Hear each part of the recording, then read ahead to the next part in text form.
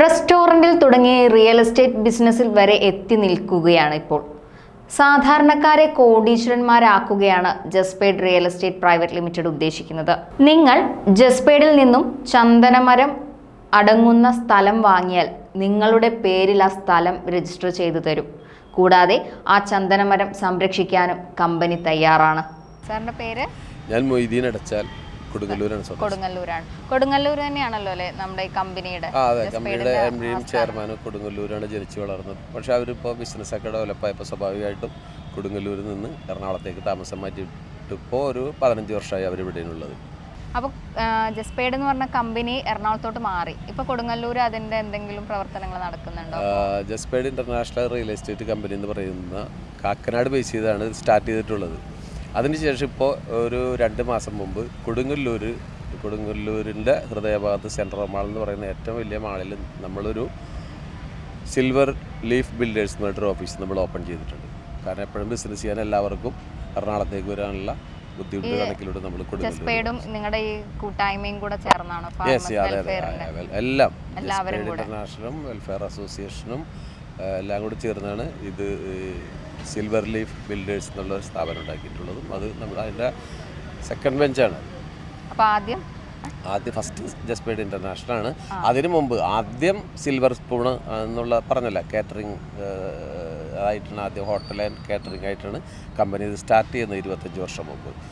അപ്പോൾ ഇവിടെ നമുക്കുള്ള പ്രത്യേകത എന്ന് പറഞ്ഞാൽ 25 വർഷമായിട്ട് വിവിധ ബിസിനസ്സുകൾ, ഈ കാറ്ററിംഗ് മുതൽ മറ്റ് പല ബിസിനസ്സും ചെയ്ത് ഇവർ പരാജയപ്പെടുകയും വിജയിക്കുകയും ചെയ്തു. ഇപ്പോൾ ഒരു 4 വർഷമായിട്ട് ആരും ചെയ്യാത്ത, അതായത് കേരളത്തിൽ നിന്നല്ല ആകാശത്തിന് കീഴെ നമ്മൾ കേൾക്കുകയോ കാണുകയോ അറിയുകയോ ചെയ്യാത്ത വെരി ഇന്നോവേറ്റീവ് ആയിട്ടുള്ള റിയൽ എസ്റ്റേറ്റ്. അപ്പോൾ റിയൽ എസ്റ്റേറ്റ് നമുക്കറിയാം, ഒരുപാട് ആളുകൾ റിയൽ എസ്റ്റേറ്റ് നമ്മളൊക്കെ പേഴ്സണലായിട്ട് റിയൽ എസ്റ്റേറ്റ് ചെയ്യുമ്പോൾ തന്നെ അത് നമുക്ക് മാത്രമേ, റിയൽ എസ്റ്റേറ്റ് ചെയ്യുന്നവർക്ക് മാത്രമേ, ഇപ്പോൾ യൂസ്വലിക്ക് റിയൽ എസ്റ്റേറ്റ് ചെയ്യുന്നുണ്ട്, ആ യൂസ്വലിക്കാർക്ക് മാത്രമേ അതിൻ്റെ ഗുണം കിട്ടുന്നുള്ളൂ. അവർക്ക് 57,000 സ്റ്റാഫുണ്ട് യൂസ്വലിക്കാരുടെ. അവർക്ക് സാലറിയാണ് കിട്ടുന്നത്. 30,000 മുതൽ 2 ലക്ഷം രൂപ വരെ ശമ്പളം വാങ്ങുന്നവരാണ് അവിടെ ഉള്ളത്. ഇവിടെ അതല്ല.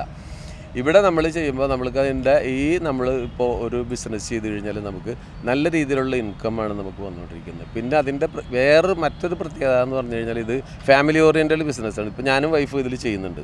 എന്നതുപോലെ നിങ്ങൾക്ക് കാണാം, ഇവിടെ വന്നു കഴിഞ്ഞാൽ ഒരു 60% ലേഡീസ് ആയിരിക്കും. ലേഡീസ് എന്ന് പറഞ്ഞു കഴിഞ്ഞാൽ വലിയ എംപ്ലോയീസ് ഒന്നുമല്ല, അവർ സാധാരണക്കാരെ വീട്ടമ്മമാരായിരുന്ന സ്ത്രീകൾ ഇപ്പോൾ മിനിമം 2 ലക്ഷം, 3 ലക്ഷം, 4 ലക്ഷം, 5 ലക്ഷം, 6 ലക്ഷം, 7 ലക്ഷം, 8 ലക്ഷം, 9 ലക്ഷം, 10 ലക്ഷം, 1.25 കോടി രൂപ ഈ മാസം വാങ്ങുന്ന ഒരു മോള് ലിൻഡു മരിയ ജോസഫ് എന്ന് പറയും.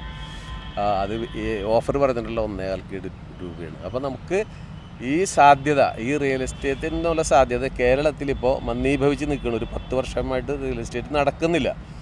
ആ സമയത്താണ് നമ്മൾ നല്ല രീതിയിൽ റിയൽ എസ്റ്റേറ്റ് ക്ലിയർ ആക്കിക്കൊണ്ട്, അതായത് വാങ്ങുന്നവനും വിൽക്കുന്നവനും വിൽക്കപ്പെടുന്നവനും ഒരുപോലെ ലാഭമുള്ള വെരി ഇന്നോവേറ്റീവ് ആയിട്ടുള്ള ബിസിനസ്സിൻ്റെ പാർട്ണറായിട്ടാണ് നമ്മളിപ്പോൾ നിന്ന് ചെയ്തുകൊണ്ടിരിക്കുന്നത്. വളരെ ഇതിൽ ഇവിടെ ഉള്ളവർ എല്ലാവരും അതായിട്ട് ബന്ധപ്പെട്ടിട്ട് നല്ല സാറ്റിസ്ഫിക്കേഷനിലാണ്, പൈസ ഉണ്ടാക്കുന്നുണ്ട്.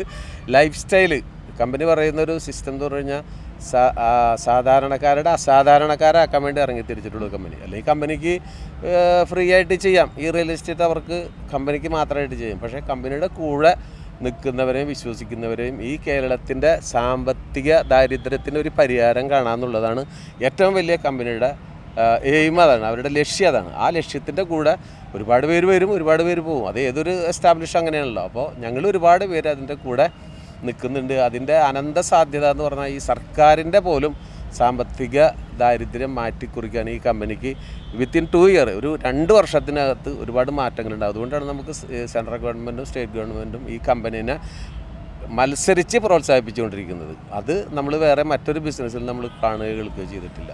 അതാണ് ഇതിൻ്റെ ഏറ്റവും വലിയ ഹൈലൈറ്റ്. സാർ, ഇതിൻ്റെ ഒരു ഉപയോഗത്തിനെ കുറിച്ചിട്ടും ഇന്ത്യയിൽ ഇതിൻ്റെ ഒരു സാധ്യതയെ കുറിച്ചിട്ടും പലരും പറഞ്ഞു. അതായത് ഇത് വിൽക്കപ്പെടുന്ന സർക്കാരിനാണ്, മരുന്ന്, മറ്റുള്ള എണ്ണ, അങ്ങനത്തെ ഒക്കെ ഉപയോഗിക്കാൻ പറ്റും നമ്മൾ ഈ ചന്ദനം നിങ്ങൾ നടുന്ന നിങ്ങളുടെ മരത്തിൽ നിന്ന്. അപ്പം അതിനെക്കുറിച്ചൊക്കെ നിങ്ങൾ തയ്യാറാക്കുന്ന അഗ്രിമെന്റിൽ പറയുന്നുണ്ടോ? പറയുന്നുണ്ട്, തീർച്ചയായിട്ടും. മാത്രമാണ് അല്ല, ഇപ്പം നിലവിലുള്ള അത് ഇനി കമ്മിങ് സൂൺ ഉള്ള പല പദ്ധതികൾ കമ്പനിക്കുണ്ട്. ഇപ്പം നിലവിൽ നടന്നുകൊണ്ടിരിക്കുന്നവരെല്ലാം രേഖാമൂലം എല്ലാം പേപ്പർ വർക്കാണ്. ഇപ്പോൾ ഞാനൊരു 5 സെൻറ്റ് സ്ഥലം വാങ്ങിയിട്ടുണ്ട്, അതെനിക്ക് ആധാരം രജിസ്റ്റർ ചെയ്ത് തന്നിട്ടുണ്ട്. നമ്മളുടെ കേരളത്തിൻ്റെ പ്രൊസീജിയർ അനുസരിച്ചുള്ള പോക്കുവരവ് റെഡിയാക്കി തരും. അതോടൊപ്പം ടാക്സ് അടച്ച ബില്ല് റെഡിയാക്കി തരും. നമുക്കത് എന്ത് വേണമെങ്കിലും, അപ്പോൾ എനിക്ക് അവിടെ വീട് വെക്കാം, അല്ലെങ്കിൽ എനിക്ക് മറിച്ച് വിൽക്കാം, എന്ത് വേണമെങ്കിലും ചെയ്യാം. പക്ഷേ എന്ത് വേണമെങ്കിലും നമുക്ക് ചെയ്യാം. അപ്പോൾ ഈ കമ്പനിയായിട്ടുള്ളത് ഈ ചന്ദനം വെച്ച് പിടിപ്പിക്കുക എന്ന് പറഞ്ഞാൽ ഇവിടെ ഒരു 20 ആളുകൾക്ക് എനിക്കറിയില്ല, മാമിന് ചിലപ്പോൾ അറിയാൻ പറ്റില്ല, പലർക്കും അറിയാൻ പറ്റില്ല.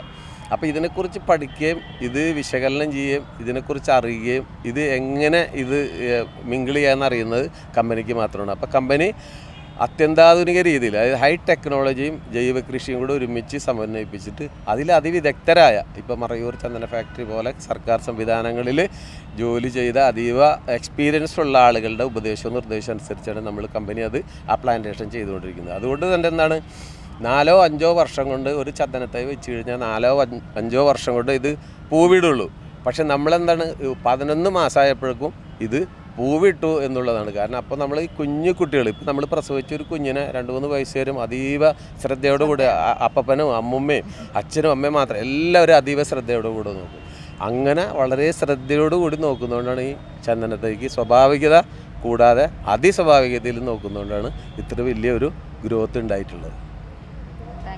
Thanks for watching. Don't forget to like, share and subscribe for more insightful comparisons and business tips.